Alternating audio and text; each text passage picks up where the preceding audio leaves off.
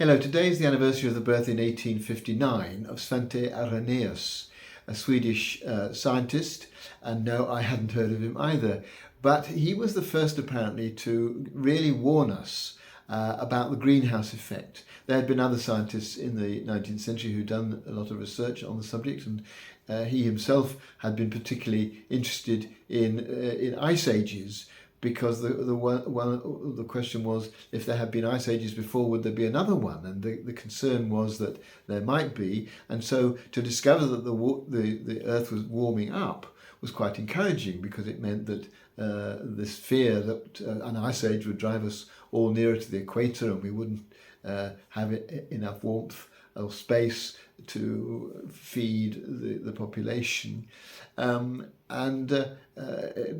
together that the Earth was warming up sounded initially to be a good thing. But then he realised that actually, when he tried to work out how that would look in the long-term future, he realised that this was a potential disaster. And so in 1896 he wrote an article in the Selma Morning Times which said that the Earth was in danger of becoming uninhabitable because of the way it was getting hotter through carbon dioxide.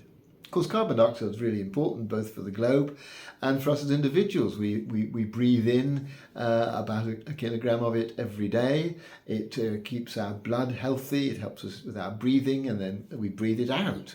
Because if it stays in the body, it can be extremely harmful. And so it's a question of balance, and so it is with the globe.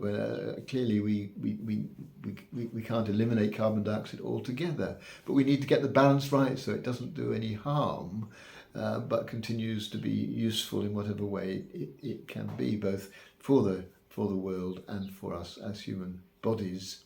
I just thought that was worth a reflection on how actually there is about the whole of creation this sense of balance, that things often have a good effect and a bad effect, and what's necessary is to get the balance right.